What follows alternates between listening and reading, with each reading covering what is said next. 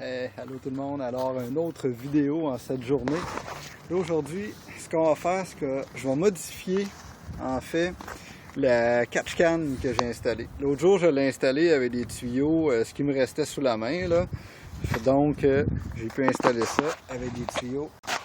Fait que j'ai installé ça avec des restants de tuyaux que j'avais. C'était seulement pour faire un test.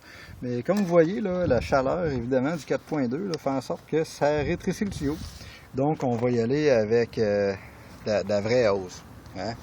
De la vraie bonne hose. Là. Ça, il n'y a rien de mieux que ça. Donc je vais vous montrer comment on va faire avec ça. Je vais possiblement garder ce tuyau-là, OEM ici. C'est lui qui s'en va de ce côté-ci. Fait que lui, je vais le garder. Celui-là ici. Je vais le garder juste côté. Je vais garder le T aussi pour aller chercher le crankcase qui est en bas. Puis, que vous voyez pas bien, hein, mais ouais, on le voit un peu. OK, fait que je vais le garder pour aller chercher ça. Puis à partir de ce tuyau-là, jusqu'à la catch can, ça va être une vraie bonne hose qui écrasera pas.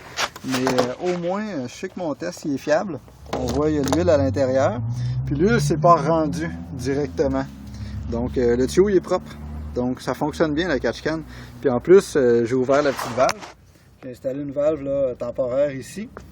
J'ai ouvert la valve, il y a un petit peu d'huile qui coule. Donc ça fonctionne. Alors je remodifie ça comme il faut, puis je vous montre ça après. Donc première étape, mettre le coude.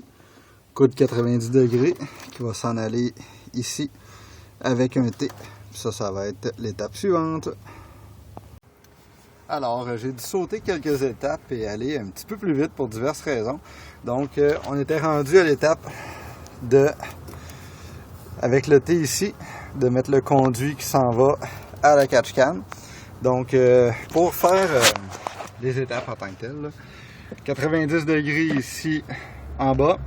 Ensuite, on met le tuyau, on place le T, on mesure la durite qui va aller de la tête jusqu'au T, ici.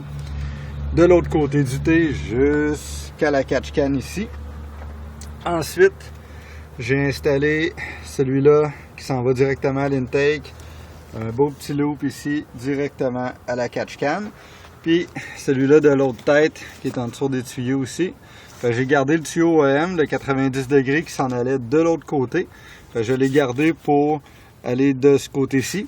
Parce que le tuyau, idéalement, il part. Ben, en tout cas, idéalement, il faudrait qu'il passe. Mais écoute, ça passe vraiment serré entre la bolle de Prestone ici. Fait que j'ai fait une loop comme ça et hop, à la catch can. Fait que la bolle de Prestone va rester surélevée un petit peu. Je vais quand même remettre la vis, mais je ne la visserai pas au complet.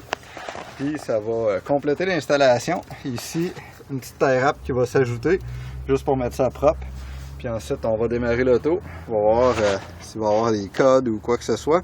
Normalement, il n'est pas supposé d'avoir de code si j'enlève la PCV. Mais bon, on verra bien.